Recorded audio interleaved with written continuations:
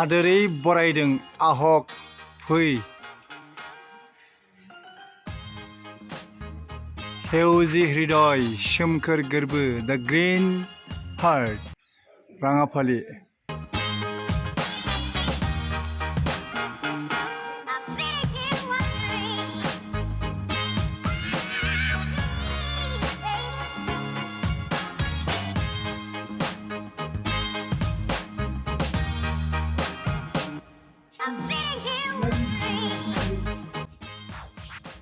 Oh. Mana mana? Mana? Dulu dong Iman. Dulu dong, ini tamunya itu mama dong coba. Deh, थांनो हागोन. जों माने हरखाब फैदों माने बेबायदि प्रग्राम माने जों हरखाबखौ लायो नालाय. जेबो नङा. जेबो नङा बे मोनसे नेचारेल. दानर' हाद्रि थाबाबो खोथा गैया. यार बहा साफा खालामलायनो. बेजापार महलाव थांनाय स्टेप माहाजोनलै मालाय फैबाय था प्रदीप सिनारि भद्रेश्वर नार्जारि फैबाय था गोजौआवसो थांनांगौनो लाइब्रेरिया बिथांनि लाइब्रेरि फार्स्ट स्टेपनि लाइब्रेरि बिथाङा बर' थुनलाइ आफाद आरो गुबुन जथुम्माफोराव थाङोब्ला प्लास्टिकनि मना बायनानै लांखायो बिजाब बायनो थाखाय आरो बे जथुम्माफोराव जेसेबां बिजाब गोदान बिजाब ओंखारो बे बिजाबफोरखौ बिथाङा गांफा गासिबो बिजाबफोरखौ बायनो नाजायो बायना लाबोयो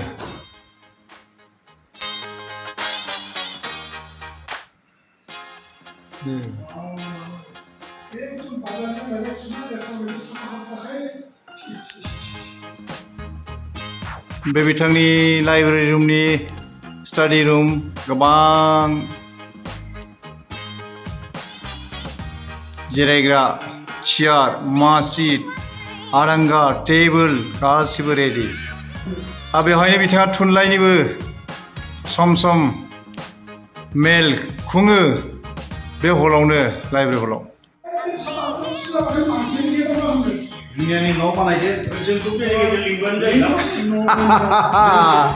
जोंखौ लेङाना नजरा আমার হর কুমার মেধি হর কুমার মেধি জনপ্ৰিয় এজন শিল্পী আমাৰ লগত আহি ইয়াত আমাৰ শৰৎ বড় তেখেতৰ যিটো আমি শৰৎ বড় শুভাকাংক্ষী সেই হিচাপে আমি তেখেতৰ তাত আহিছোঁ তেখেতৰ লাইব্ৰেৰী তেখেতৰ এৰেঞ্জমেণ্ট তেখেতৰ যি লাইফষ্টাইল সুন্দৰ মেধি ডাঙৰীয়া চাওকচোন তেখেতে নিজা পইচা খৰচ কৰি পেলাই এইবিলাক কিতাপবিলাক বনাইছে নহয় তেখেতে কিনি আনিছে লগতে নিজেও প্ৰায় আপোনাৰ অসমীয়া কবিতাৰ পুথি 20খনমান পাব্লিছ কৰিছে এটানি লাইব্ৰেৰী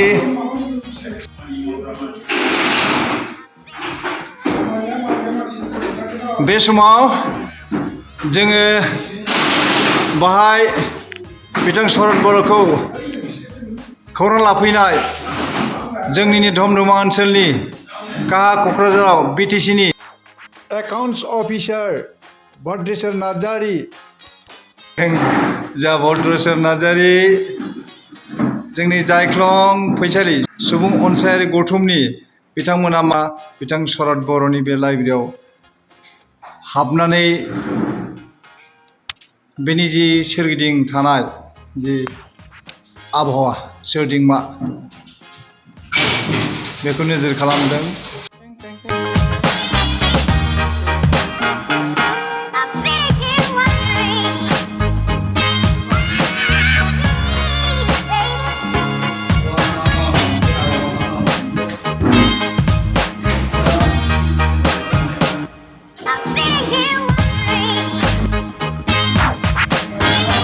आदायादि बेफोर बिजाबफोरखौ बायना लाबोनानै लाइब्रेरि महरै साजायदों फरायग्रा मानसि दंना दा न'खराव दाबो साजायनाय जाजोबाखै दाबो कमप्लिट जायाखैना औ गोबां गेलेनाय लेखा बिजाब बिजाबाव गोग्लैजोबना दोङो बिजाब फरायग्रा मानसि दंना न'खराव सोरबा न'खराव दोङोबाबो बिजाब फरायनो नागिरगासिनो खिन्थु गामिनि खाफा खानै इन्टारेस्ट होयो फैबानो आजिखालि आरो लाइब्रेरिफ्राव बिजाब फरायनाय मानसिया खमसो जालांनो हमदों थेवबो बेवहाय मबाइलाव नुजोबो नंगौ नाथाय जों मबाइलाव फरायनायजों आरो बे गुबै मोनसे लाइब्रेरियाव बिजाब फरायनाय जि हुदा बे जाबाय खुब मोजां हुदा माने थोंजोङै मेगनजों नायनानै बिलिरनानै बबे पेजाव माबायदि बाथ्रा दङ बेफोर बाथ्राखौ जों मिथिनो हायो लाइब्रेरिनि गुरुत्वआ दासिमबो जोबनानै थाङाखै बिथां शरद बर' library is the ग्रेनारि of knowledge बेहाय नुनो मोन्दों बिथाङा नैबे गावनो बानायनाय जि माने सम सम बिथाङा थुनलाइ आफादनि बायदिसिना बर' थुनलाइ आफाद बा असम साहित्य सभा बिनिनो बिथां खन्थाइगिरि बा जायखिजाया थुनलाइगिरि बिथांमोना बेवहाय फैनानै जथुम्मा खुंफैनो हायो बे हिसाबै बिथाङा नैबे फैसालिखौ बानायनानै दोनदों दाइस सोमखोर गोरबो हेवजि हृदय दा ग्रिन हार्ट आरो बेवहायनो दंखायो साउन्ड सिस्टेम दंखायो फिटिं दंखायो बिथांनि न'आव साउन्ड सिस्टेमनि डिजे दंखायो डिजे बक्स दंखायो बेजों बिथाङा मेलफोर खुङो नैबे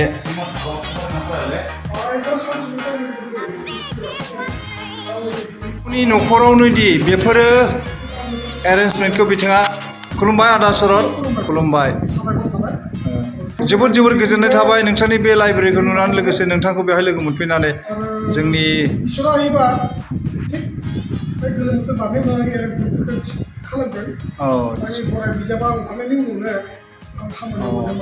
बावैनो खोनानो मोन्दों नोंथांनि मोनसे बराय बिलाइ गांसे बिजाब माने बरदित हंकलनि गिदिर मोनसे बिजाब दिहुनगोन दा बिनि माबा प्रस्तुति सोलिगासिनो दङ निस्सय बे हाबाफारियाव जों मोननो हागोन बेनि सिगां नोंथांखौ लोगो हमफैदों जोङो मानो होनना बुङोबा नोंथाङा गोबां कन्ट्रिबिउसन बे कन्ट्रिबिउसननि बागै जोङो एसे सावरायगोन नोंथाङा दिनैसिम गांबेसे बिजाब दिहुनखो आरो मा बिजाब दिहुनखो असमिया एबा बर' बेफोरखौ जोङो हुबहु बेफोरखौ एसे नायगोन आरो नोंथांनिफ्राय मिथिगोन तेखेते निजा पकेटआव फैसा खरस কৰি পেলাই तेखेते 10খন बर' कविता লগতে অসমীয়া 6খন কবিতা আৰু হাতেলিকা বহুতো আছে তেখেতে যন্ত্ৰস্থ হৈ আছে প্ৰেছত ছপা হলত এতিয়াও যন্ত্ৰস্থ হৈছে কেইখনমান আকৌ মানে ইতিমধ্যে ওলাব তবু আমি খবৰ নিবৰ কাৰণে ইয়াত মানে আহিব কাৰণে বহুত দিনৰ পৰা আমি মনত মানে दिनै फैनो मोननानै जों जोबोर गोजोननाय मोन्दों लोगोसे जोङो बिथां हर कुमार मेधि सफैनो हादों बेवहायनो जोंहा नैबे माने धमधमानि सासे समाज सिबियारि जोबोद गोरबो गोसोजों हारि सिबिग्रा जोंहा प्रदीप सैनारि आरो जोङो दहायनो बुंखाबाय भरदेश्वर नार्जारि दङ बिटिसिनि बिथाङा फाइनेन्स डिपार्टमेन्टआव सासे मावख'गोरा बिथांखौबो नुनो मोन्दों बेसेबा गोजौ बिल्डिं लुदोंलै आदा शरद गाखोलाय ओंखारलाय बाराय समाव दिगदारानो जागोन प्रदीप गोलैगोनलै मोजाङै थां गोजौआव गाखोनानै लाइब्रेरि नायनो फैदों हर कुमार मेधि पुरु হইছে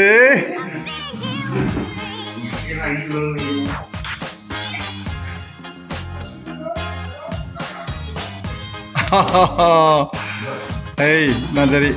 मोजाङै ओंखारलां बिराद गोजौलै एकदम डाइरेक्ट आरो फिसा जादोंना स्टेपआ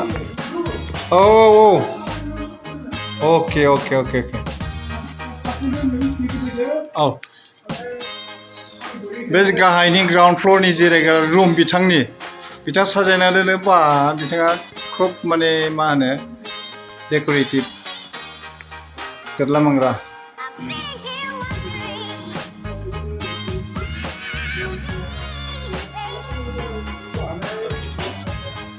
আধা রান্না হয়েছে নাকি হোটেলটাতে যদি কষ্ট কৰিব লাগে আমি কৰি দিম না নাই তেখেতৰ কাম কৰা মানুহ আছে না নহয় আমিও সহায় কৰি দিম কিটো এই ৰাজাবালা আমি অলপ ফুৰি আহোঁ নেকি এইখিনি আৰু বাহিৰতো আছে এইখিনি আছে এইটো নেগাটিভ মোটামুটি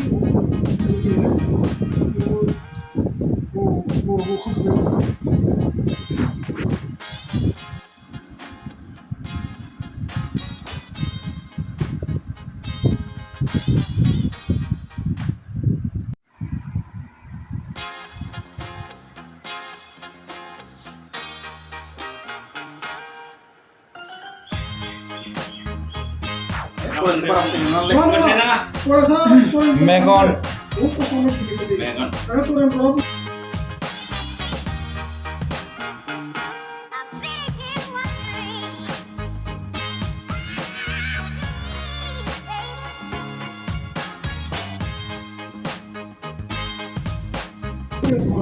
जोंनि गेदेमा खन्थाइगिरि शरत बर'आ दा गावनि लिरनाय खन्थाइ गोबां दङब्लाबो खालि दोंनैल' खन्थाइ आवरायनो थाखाय बिथांखौ खावलायनाय जादों मोनसे बर' आरो मोनसे असमिया साबायखर मुजाहारि बे दोंनैल' माबा दं बेयाव सुंथाब खन्थाइ सिरिब्रै सिरिबानि लिमारिकबो नङा माबाबो नङा सुंथाब खन्थाइ आरो गुसुं बे से नाम्बार खन्थाइ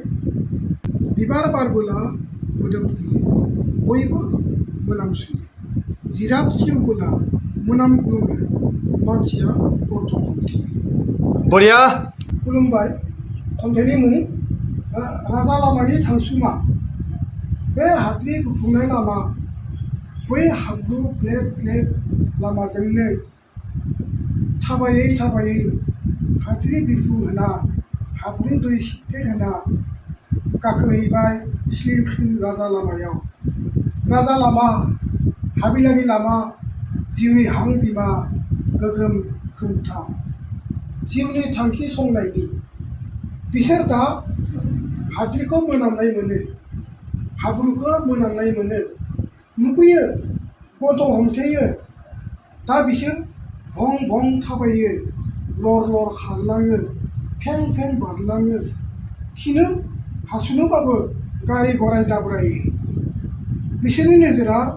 दा सिगांथिंल' उनथिं आगदा आगसिथिं मेगन होनो सोलाबा नाया नुवा सेर सेर थाबायफानाय थालांफानायफोरखौ लांफानो अनखाङा थांसुमा बिसोर दा राजा लामानि थांसुमा राजउलाफादनि गाहाय गोरा बिसोरनो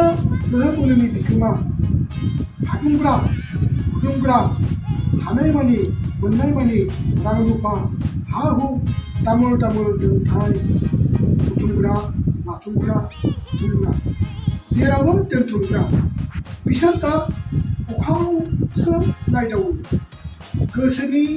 केनभासाव अख्राङाव थानाय लामायासो रिफिथारो जानांगौ बेफोरनो राजखान्थिनि स्रोत मोन्थोरनि खान्थि खाफाला दोरोदना उनफिनबा जाय माब्लाबा जाफिनगोन थांखिथि बरिया बरिया बरिया बरिया असमिया दोंसे खन्थाइ दे बेबो सुंथाबथा सिरिबै सोरनि धনৰ দিনতাই পৰিশ্ৰমী কৰে মনৰ দিনতাই দুখীয়া কৰে बरिया নাহিবা তুমি আহিবা মমতাজ হৈ নাহিবা তুমি মই চাহজাহান নহওঁ সাজিব নোৱাৰোঁ মই তাজমহল বিয়েত্ৰিছ হৈ নাহিবা তুমি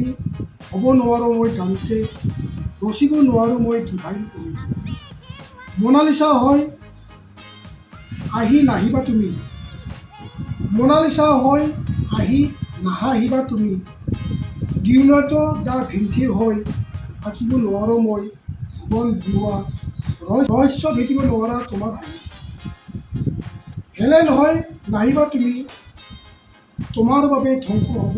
দিব নোৱাৰোঁ মোৰ আপোন মনৰ ত্ৰয় নগৰ হৈ নাহিবা তুমি সৰগত অপূৰ্ব অপেশ্বৰী হৈ ভাঙি দিবলৈ মই তপস্বী নহওঁ মই, মোৰ কোনো তপস্যা নাই। লাইলা হৈ নাহিবা তুমি মজনু হওঁ মই কেনে কৰি, পানেই হৈ নাহিবা তুমি জংকী হ'ব নোৱাৰোঁ মই, দাঁতনেৰে জীৱন চূড়া কৰি। নাহিবা তুমি কোনো আৰাধ্যা দেৱীৰ প্ৰতিমা হৈ, কোনো নৈবেদ্যৰে পুজিব নোৱাৰোঁ মই, নহওঁ মই একোৰে পূজাৰী। আহিব পৰা যদি আহা তুমি, ভেদেনী গেন্ধেনী ভূই ৰোৱা কোনোবা এজনী, বোকা পানীৰে পথাৰৰ ৰোৱনী হৈ, কেইমুঠিমান সেউজীয়া ৰুই এডৰা সোণালী বঢ়িয়া বঢ়িয়া বঢ়িয়া